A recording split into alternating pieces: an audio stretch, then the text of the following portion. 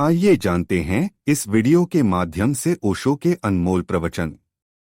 अगर अभी तक आपने हमारे चैनल को सब्सक्राइब नहीं किया है तो कृपया सब्सक्राइब करें, इससे हमें मदद मिलेगी। आइए शुरू करते हैं वीडियो। ओशो कहते हैं, मनुष्यता क्या है? मनुष्य क्या है? एक प्यास, एक पुकार, एक अभीप्सा। जीवन ही एक पुकार है, जीवन ही एक अभीप्सा है, जीवन ही एक आकांक्षा है।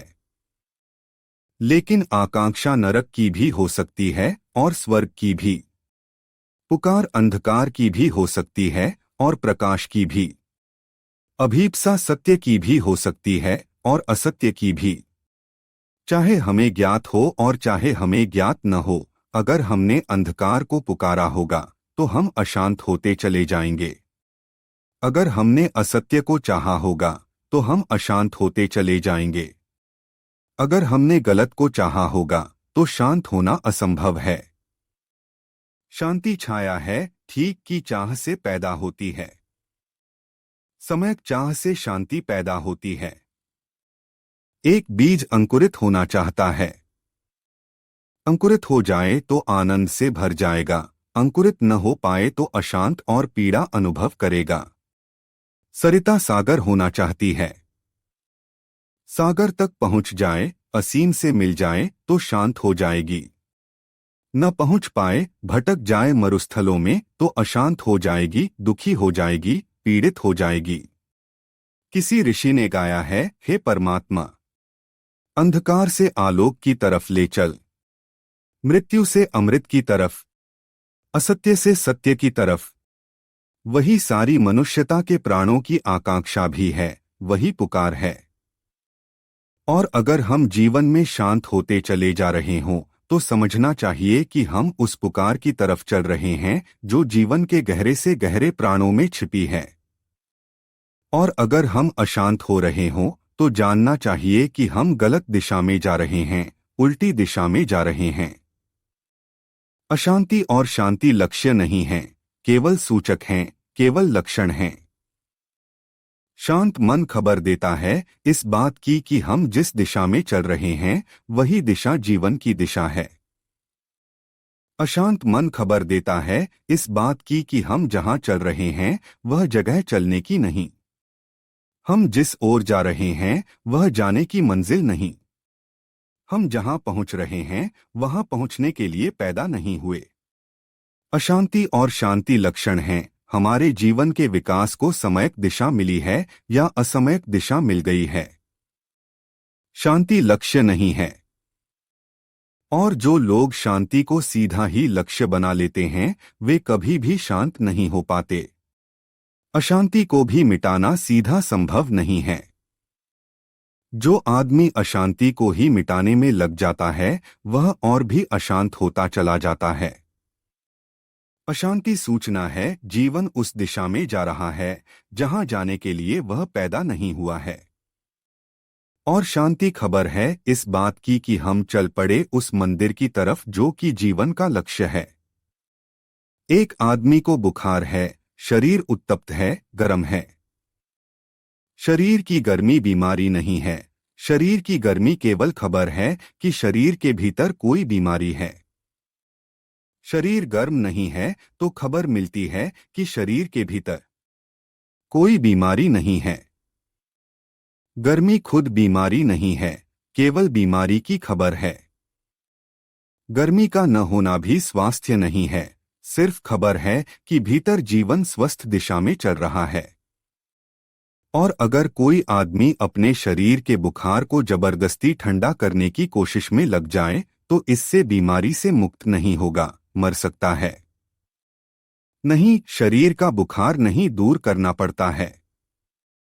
बुखार मित्र है, खबर देता है कि भीतर बीमारी है, बीमारी की खबर लाता है। अगर शरीर उत्तप्त न हो और भीतर बीमारी बनी रहे तो आदमी को पता ही नहीं चलेगा कब बीमार हुआ, कब समाप्त हो गया। अशांति ज्वर है, बुखार है, गर्मी है जो चित्त पर घिर जाती है और खबर देती है कि तुम प्राणों को वहां ले जा रहे हो जहां नहीं ले जाना है। शांति बुखार का चला जाना है और खबर है कि प्राण उस दिशा में चलने लगे जहां चलने के लिए पैदा हुए हैं। यह बात प्राथमिक रूप से समझ लेना जरूरी है, तो आने वाले 4 दिनों की शांति की खोज की यात्रा पूरी पूरी स्पष्ट हो सकती है। शांति को मत चाहिए और अशांति को दूर करने की कोशिश मत करिए। अशांति को समझिए और जीवन को बदलिए। जीवन की बदलाहट शांति का अपने आप आगमन बन जाती है।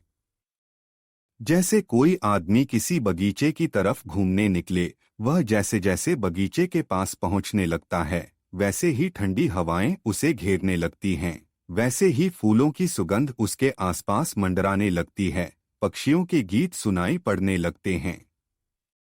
उसे विश्वास हो जाता है कि मैं बगीचे के पास पहुंच रहा हूं। पक्षियों के गीत आने लगे, ठंडी हवाएं आने लगीं, फूलों की सुगंध आने लगी। शांति परमात्मा के पास पहुंचने की खबर है। वह परमात्मा के बगीचे के पास उड़ने वाले फूलों की सुगंध है। और अशांति परमात्मा की तरफ पीठ करके चलने की खबर है। इसलिए मौलिक रूप से आदमी जिन कारणों को समझता है कि इनके कारण मैं अशांत हूं, वे कारण अशांति के कारण नहीं हैं। अगर कोई आदमी समझता हो कि मैं इसलिए अशांत हूं कि मेरे पास धन नहीं है, तो वह गलती में है। धन मिल जाएगा और अशांति कायम रहेगी। कोई आदमी समझता हो कि मेरे पास बहुत बड़ा मकान नहीं है, इसलिए अशांत हूं। मकान मिल जाएगा और अशांति कायम रहेगी, बल्कि अशांति थोड़ी बढ़ जाएगी। क्योंकि मकान नहीं था, धन नहीं था, तब तक कम से कम एक राहत थी कि मैं इसलिए अशांत हूं कि मकान नहीं है, धन नहीं है। मकान और धन के हो जाने के बाद वह राहत भी छिन जाएगी। मकान भी मिल जाएगा, धन भी मिल जाएगा और अशांति अपनी जगह खड़ी रहेगी। और तब प्राण और भी बेचैन हो जाते हैं। इसलिए दरिद्र की बेचैनी उतनी कभी नहीं होती जितनी समृद्ध की बेचैनी होती है। अमीर आदमी की तकलीफ को गरीब आदमी कभी भी नहीं पहचान पाता। बिना अमीर हुए पहचान पाना मुश्किल है। क्योंकि अमीर के पास गरीब का संतोष भी नहीं रह जाता कि मैं गरीब हूं, इसलिए अशांत हूं। कम से कम एक कारण तो पता रहता है कि मैं इसलिए अशांत हूं। किसी दिन गरीबी मिट जाएगी और शांति आ जाएगी। लेकिन आज तक कोई आदमी गरीबी मिटाने से शांत नहीं हुआ है। गरीबी मिट जाती है, शांति तो नहीं आती, अशांति और बढ़ जाती है। क्योंकि पहली दफा यह पता चलता है कि धन के मिलने से अशांति के टूटने का कोई संबंध नहीं है। तब एक आशा भी टूट जाती है कि धन के मिलने से मैं शांत हो जाऊंगा। इसीलिए जितना समाज धनिक होता चला जाता है, उतना ही समाज ज्यादा अशांत होता चला जाता है। आज अमेरिका से ज्यादा अशांत शायद दुनिया में कोई दूसरा समाज नहीं है। और अमेरिका के पास जैसी समृद्धि है, वैसी मनुष्य के इतिहास में कभी किसी समाज, किसी देश के पास नहीं थी। बड़ी हैरानी होती है कि इतना सब तुम्हारे पास है, फिर तुम अशांत क्यों हो? हम अगर अशांत हैं तो समझ में आती है बात कि हमारे पास कुछ भी नहीं है। लेकिन कुछ होने और न होने से शांति और अशांति का कोई संबंध नहीं है। मनुष्य के जीवन में शरीर है, मन है, आत्मा है। शरीर की जरूरतें हैं। अगर वे पूरी न हो तो जीवन कष्टपूर्ण हो जाता है। शरीर की जरूरतें हैं, रोटी है, कपड़ा है, मकान है। अगर शरीर को न मिले तो जीवन एक कष्ट की यात्रा बन जाएगा। शरीर पूरे वक्त खबर देगा कि मैं भूखा हूं, मैं नंगा हूं, दवा नहीं है, प्यास लगी है, पानी नहीं है, रोटी नहीं है। शरीर पूरे वक्त अभाव की खबर देगा। और अभाव की खबर जीवन को कष्ट से भर देती है। ख्याल रहे अशांति से नहीं, कष्ट से। यह हो सकता है एक आदमी कष्ट में हो और अशांत न हो। और यह भी हो सकता है एक आदमी बिल्कुल कष्ट में न हो और अशांत हो। बल्कि अक्सर यही होता है। जो आदमी कष्ट में होता है उसे अशांति का पता ही नहीं चलता। कष्ट ही इतना उलझा लेता है कि अशांति पर ध्यान देने की सुविधा और फुर्सत नहीं मिलती। जब सब कष्ट समाप्त हो जाते हैं तब पहली दफा ध्यान आता है कि अशांति भी भीतर है। गरीब आदमी कष्ट में होता है, समृद्ध आदमी अशांति में होता है। शरीर में कष्ट होते हैं और अगर शरीर की जरूरतें पूरी हो जाएं तो शरीर में कष्ट का अभाव हो जाता है। लेकिन शरीर के तल पर सुख का कभी कोई अनुभव नहीं होता। यह भी समझ लेना जरूरी है। शरीर में कष्ट हो सकते हैं, सुख शरीर में कभी नहीं होता। हाँ, कष्ट का अभाव हो जाए, कष्ट न हो तो उसी को हम सुख समझ लेते हैं। अगर पैर में कांटा गड़ा है तो तकलीफ होती है और पैर में कांटा न गड़ा हो तो कोई आनंद नहीं होता। कि हम जाकर मोहल्ले में खबर करें कि आज मेरे पैर में कांटा नहीं गड़ा, मैं बहुत आनंद में हूं। कि आज मेरे सिर में दर्द नहीं हो रहा, इसलिए आज मैं बड़ा सुखी हूं। सिर में दर्द होता है तो हम कष्ट में होते हैं, लेकिन सिर में दर्द न हो तो हम सुख में नहीं होते। यह शरीर के साथ समझ लेना बहुत उपयोगी है कि शरीर के तल पर सुख जैसी कोई चीज कभी होती ही नहीं, दुख होता है और दुख का अभाव होता है। दुख के अभाव को ही लोग सुख समझ लेते हैं। शरीर दुख दे सकता है, दुख नहीं दे सकता है, लेकिन सुख कभी भी नहीं दे सकता है। इसलिए जो शरीर के तल पर ही जीते हैं उन्हें सुख का कभी कोई पता नहीं चलता। दुख का पता चलता है, दुख से बचने का पता चलता है। भूख लगी है तो कष्ट मालूम होता है, भूख मिट गई तो कष्ट मिट गया। बस शरीर यहीं ठहर जाता है। शरीर के बाद शरीर के भीतर मन है। मन की हालत उल्टी है। मन की भी जरूरतें हैं, मन की भी मांगे हैं, मन की भी भूख और प्यास है।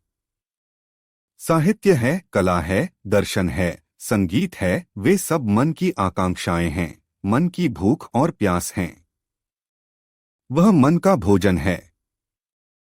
लेकिन अगर किसी आदमी ने कालिदास का काव्य न पढ़ा हो तो इसके कारण कोई कष्ट नहीं होता। या किसी आदमी ने अगर किसी बड़े कलाकार का सितार न सुना हो तो इस कारण कोई कष्ट नहीं होता। नहीं तो आदमी एकदम मर जाए कष्ट से। क्योंकि इतनी चीजें हैं मन की दुनिया में जिनका हमें कोई पता ही नहीं। मन की दुनिया में जिस चीज का आपको पता नहीं है, अनुभव नहीं है, उसका कोई कष्ट नहीं होता, लेकिन पता चले तो सुख जरूर होता है। अगर आपको सितार सुनने मिल जाए तो सुख होता है। नहीं सुना था तब तक कोई कष्ट नहीं था। अगर आप काव्य नहीं समझते हैं, नहीं सुना है, नहीं समझा है तो कोई कष्ट नहीं है। लेकिन सुनने मिल जाए तो सुख जरूर होता है। मन के तल पर सुख है। एक बार सुख का अनुभव शुरू हो जाए और फिर सुख न मिले तो सुख का अभाव मालूम पड़ता है, लोग उसी को मन का कष्ट समझ लेते हैं। शरीर के तल पर सुख नहीं होता, सिर्फ दुख का अभाव होता है। मन के तल पर सुख होता है और सुख का अभाव होता है, कष्ट जैसी कोई चीज नहीं होती। लेकिन मन की एक और खूबी है। मन के तल पर जो सुख होते हैं वे क्षण भर के लिए होते हैं, उससे ज्यादा कभी नहीं हो पाते। क्योंकि मन को जो सुख एक बार मिला उसकी पुनरुक्ति से उसे सुख नहीं मिलता। अगर आज आपने किसी वीणावादक से वीणा सुनी और कल फिर वही वीणा सुनाए तो आज जितना सुख हुआ था उतना कल नहीं होगा, और परसों फिर सुनाए तो और भी कम होगा। और अगर 10-5 दिन सुननी पड़े तो जिससे पहले दिन सुख हुआ था उसी से दुख की प्रतीति शुरू हो जाएगी। और अगर 2-4 महीने सुनना पड़े तो आप अपना सिर फोड़ लेंगे और भागना चाहेंगे कि अब मैं इसे नहीं सुनना चाहता हूं। मन के तल पर मन प्रति बार नए सुख की आकांक्षा करता है। शरीर हमेशा पुराने ही सुख की आकांक्षा करता है, नए सुख की कभी नहीं। शरीर को अगर आप नया नया रोज रोज मौका दें तो शरीर तकलीफ में पड़ जाता है। शरीर अगर रोज 10 बजे रात सोता है तो रोज 10 बजे रात ही सो जाना चाहता है। और अगर 11 बजे सुबह भोजन करता है तो ठीक 11 बजे ही भोजन कर लेना चाहता है।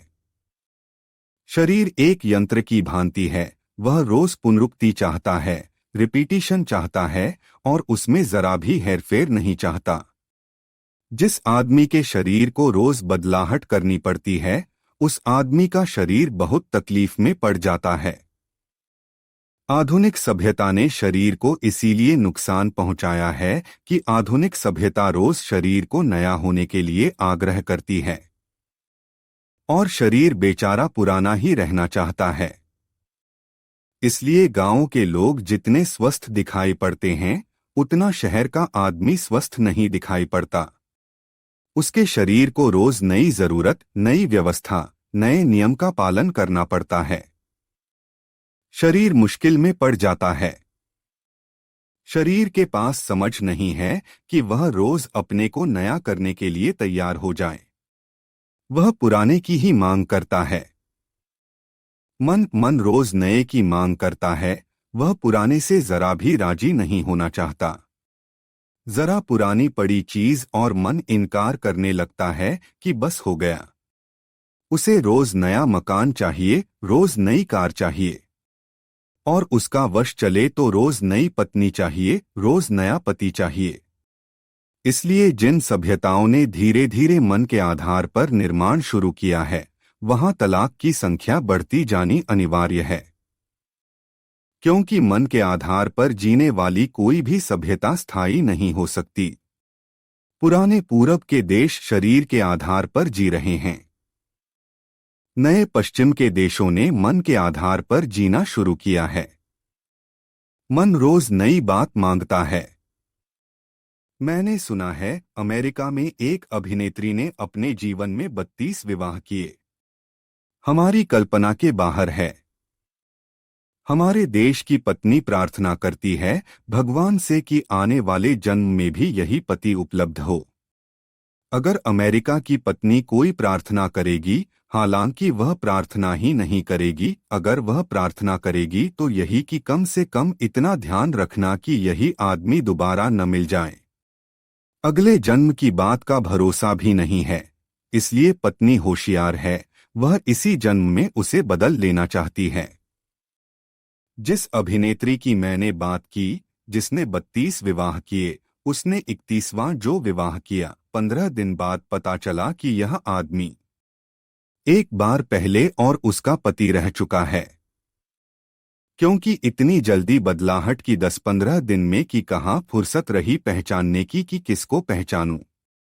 हमारे मुल्क की पत्नी 10-5 जन्मों के बाद भी आदमी को पकड़ लेगी हाथ कि आप भूल गए। वह जन्मों जन्मों तक पहचान रखेगी। मन की आकांक्षा नित्य प्रतिपल नए की है। इसलिए मन पुराने से ऊब जाता है और घबरा जाता है। अगर कोई प्रियजन आपको मिल जाए और आप उसे छाती से लगा लें तो पहले क्षण बहुत आनंद की पुलक मालूम होगी, लेकिन वे मित्र अगर बहुत ही प्रेमी हों और छाती छोड़ने को राजी न हो तो 2-3-4 मिनट के बाद घबराहट शुरू हो जाएगी। वह आनंद की पुलक खो गई। और अगर वह आदमी बिल्कुल पागल हो, जैसा कि प्रेमी पागल होते हैं, और आधा घंटे तक आपको पकड़े ही रहे तो आप अपनी या उसकी गर्दन दबा देने को उत्सुक हो जाएंगे। लेकिन क्या हुआ? यह आदमी आकर हृदय से लग गया था, बहुत सुखद मालूम पड़ा था। अब तकलीफ क्या हो गई? यह घबराहट क्या हो गई? मन ऊब गया। शरीर कभी नहीं ऊबता है, मन सदा ऊब जाता है। इसलिए आप जानकर हैरान होंगे कि बोर्डम जैसी चीज मनुष्य को छोड़कर दुनिया के किसी और पशु में नहीं होती। आपने किसी भैंस को कभी बोर होते नहीं देखा होगा, या किसी कौवे को या किसी कुत्ते को आप ऐसी हालत में नहीं देखे होंगे कि यह बोर हो गया, उदास हो गया, ऊब गया। नहीं, मनुष्य को छोड़कर ऊबने वाला कोई प्राणी नहीं है। ऊब ही नहीं सकता कोई प्राणी, क्योंकि प्राणी सब शरीर के तल पर जीते हैं। शरीर के तल पर कोई ऊब नहीं होती, ऊब होती है मन के तल पर। और मन जितना विकसित होने लगता है, ऊब उतनी ही बढ़ने लगती है। इसलिए पूरब के मुल्क इतने उबे हुए नहीं हैं जितने पश्चिम के मुल्क उबे हुए हैं। और जब ऊब ज्यादा पैदा हो जाती है तो रोज नया सेंसेशन खोजना जरूरी हो जाता है ताकि ऊब तोड़ी जा सके। यह भी आपको जानकर हैरानी होगी कि आदमी अकेला ही प्राणी है जो ऊबता है, और आदमी अकेला ही प्राणी है जो हंसता है। आदमी को छोड़कर दुनिया में और कोई जानवर हंसता नहीं। अगर रास्ते पर आप जा रहे हों और एक गधा हंसने लगे तो फिर आप जिंदगी भर सो नहीं सकेंगे, इतने घबरा जाएंगे। क्योंकि हम अपेक्षा नहीं करते कि कोई जानवर हंसेगा। जो ऊबता नहीं है वह हंसता भी नहीं है। हंसी ऊब को मिटाने की तरकीब है। इसलिए जब आप ऊबे हुए होते हैं तब चाहते हैं कि कोई मित्र मिल जाए, दो हंसी की बातें हो जाएं, थोड़ी ऊब कट जाए। आदमी को इतने मनोरंजन के साधनों की जरूरत इसलिए है कि आदमी इतना ऊब जाता है दिन भर में कि उसे कुछ मनोरंजन चाहिए। फिर मनोरंजन भी उबाने लगते हैं तो नए ढंग के मनोरंजन चाहिए। फिर सब तरफ ऊब पैदा हो जाती है तो युद्ध चाहिए। युद्ध से थोड़ी ऊब टूटती है। आपने देखा होगा कि हिंदुस्तान और चीन का युद्ध हुआ या हिंदुस्तान और पाकिस्तान का, तो कितनी चमक आ गई थी लोगों के चेहरों पर। आंखें कितनी रोशन मालूम पड़ती थीं। आदमी कितने ताजे और जिंदा मालूम पड़ते थे। क्यों? जिंदगी इतनी उबी हुई है कि थोड़ी चहल पहल हो जाती है, कुछ उपद्रव होने लगे, कहीं कोई दंगा फसाद हो जाए तो जिंदगी में थोड़ी रौनक आ जाती है, थोड़ी चमक आ जाती है, नींद थोड़ी टूट जाती है, लगता है कि अभी भी कुछ होने जैसा है, देखने जैसा है। अन्यथा सब देखा हुआ है, सब हो चुका है, वही दोहर रहा है, तो मन ऊब जाता है और मन घबरा जाता है। यह आपको इसी के साथ न कोई जानवर ऊबता है, न कोई जानवर हंसता है, और आपको ध्यान रहे कोई जानवर सुसाइड भी नहीं करता, आत्महत्या भी नहीं करता, सिर्फ आदमी को छोड़कर। आदमी जिंदगी से इतना भी ऊब सकता है कि जिंदगी को खत्म कर ले, और खत्म करने में भी एक नयापन हो सकता है। खत्म करना भी एक पुलक, एक सेंसेशन हो सकता है। एक आदमी पर स्वीडन में एक मुकदमा चला। उसने समुद्र के तट पर बैठे हुए एक अपरिचित आदमी की पीठ में जाकर छुरा भोंक दिया। अदालत में उससे पूछा गया कि तुम्हारा इस आदमी से कोई झगड़ा था? उसने कहा, झगड़े का सवाल नहीं, मैंने इस आदमी को कभी देखा ही नहीं, और छुरा मारने के पहले मैंने इसकी शक्ल ही नहीं देखी है, क्योंकि मैंने छुरा पीछे से मारा है, पीठ की तरफ से मारा है। वह जज ने पूछा कि बड़े पागल हो, फिर किस लिए तुमने छुरा मारा? उसने कहा, मैं इतना ऊब गया था कि जिंदगी में कुछ होना चाहिए, और मैं अपने बचाव में कुछ नहीं चाहता हूं। अगर मुझे फांसी हो सकती है तो खुशी से मैं फांसी को देखने को तैयार हूं, क्योंकि जिंदगी में अब देखने लायक मुझे कुछ भी नहीं बचा है। सब देखा हुआ है, सब देखा जा चुका है। मौत भर एक नई चीज है, और हत्या मैंने कभी नहीं की थी, वह भी जरा देखने जैसी थी कि क्या होता है। पश्चिम में हत्याएं बढ़ रही हैं, सुसाइड बढ़ रहा है, आत्महत्या बढ़ रही है, अपराध बढ़ रहे हैं। उसका कारण यह नहीं है कि पश्चिम अपराधी हो रहा है। उसका कुल कारण यह है कि पश्चिम के जीवन में इतनी उदासी और ऊब है कि बिना अपराध किए उस ऊब को तोड़ने का और कोई उपाय नहीं सूझता है। अभी मैंने सुना कि अमेरिका में उन्होंने एक नया खेल निकाला है। वह खेल बहुत खतरनाक है, और जब सभ्यताएं बहुत ऊब जाती हैं तब इस तरह के खेल इजाद करती हैं। वह खेल है कि दो कारों को पूरी शक्ति और तेजी से दौड़ाते हैं और दोनों के चाक रास्ते के बीच पर जो निशान बना होता है उस पर रखते हैं। एक इस तरफ से, दूसरा दूसरी तरफ से। पूरी शक्ति से दौड़ती हुई कारों को कौन पहले हटा लेता है एक्सीडेंट के डर से, वह हार जाता है। जो पहले नहीं हटाता वह जीत जाता है। अब अगर 100 या 120 मील की रफ्तार से दो गाड़ियां आ रही हैं और दोनों के चाक एक ही लकीर पर हैं, तो प्राणों को बड़ा संकट है। कौन पहले हटेगा? नीचे। जो हटेगा वह हार जाएगा। यह सभ्यता बहुत ऊपर पहुंच गई है।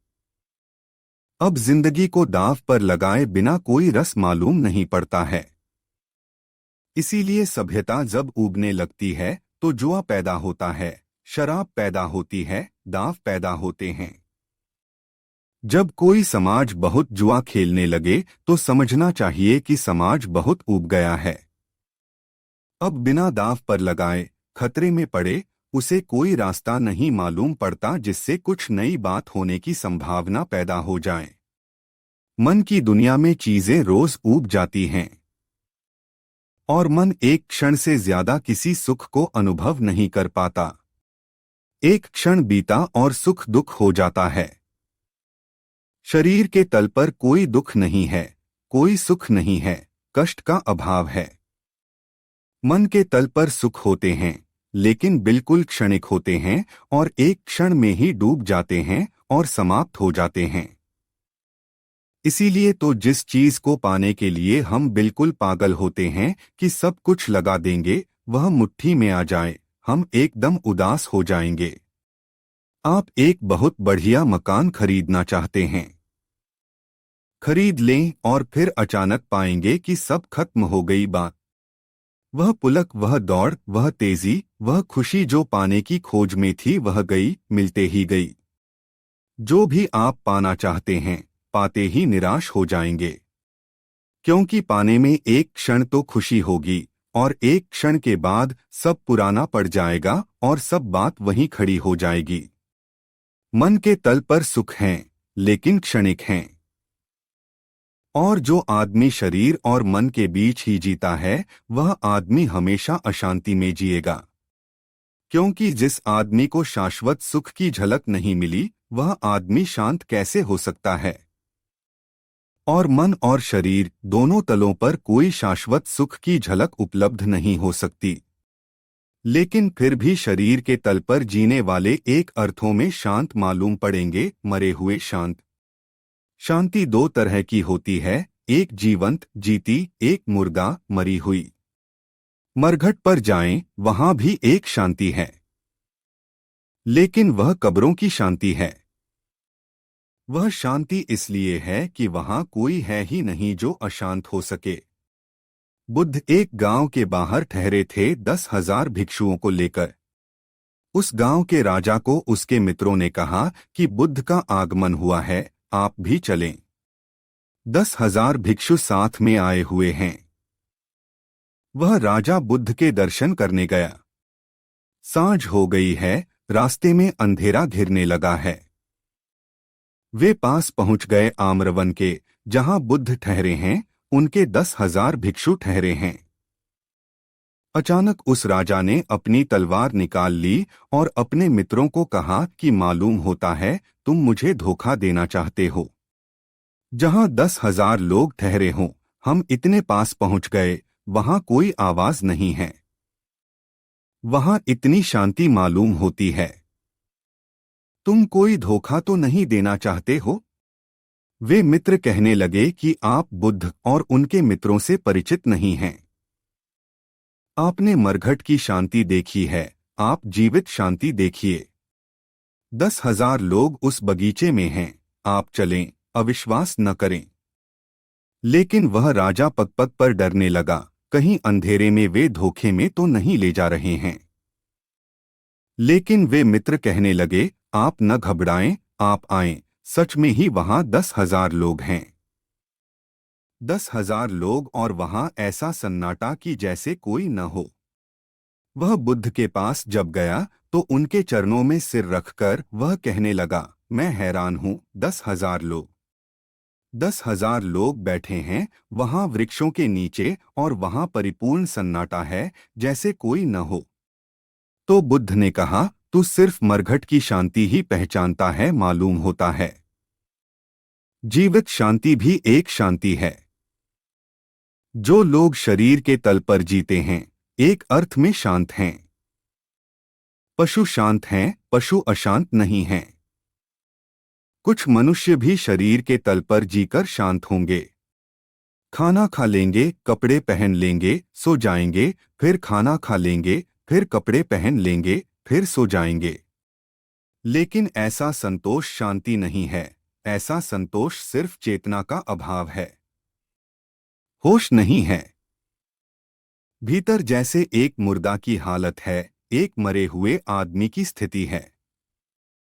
सुकरात से किसी ने कहा कि तू इतना अशांत है सुकरात, इससे तो अच्छा होता एक सुअर हो जाता। सुकरात होने से क्या फायदा? सुअर गांव के किनारे घूमते हैं और कितने शांत हैं। डबरों में पड़े रहते हैं, कुछ भी खा पी लेते हैं और कितने प्रसन्न और शांत मालूम पड़ते हैं। यदि आपको यह वीडियो प्रेरणादायक लगी हो तो कृपया हमारे चैनल को सब्सक्राइब करें। हमें आपके विचारों का इंतजार रहेगा। धन्यवाद।